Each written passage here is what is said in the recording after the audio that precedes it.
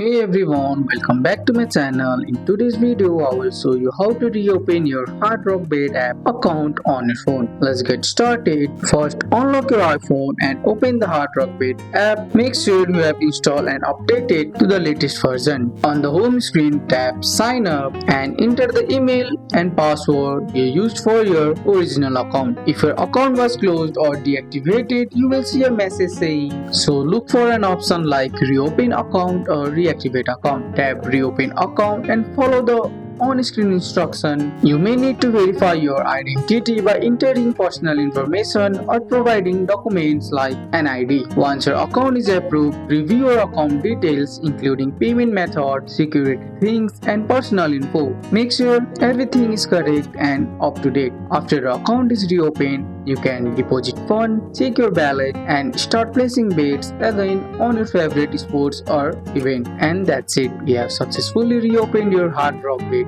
account on your phone. That's all for today's video, guys. I hope you guys like this video. If you found this video helpful, drop a like, subscribe for more videos. Thanks for watching. See you in the next one.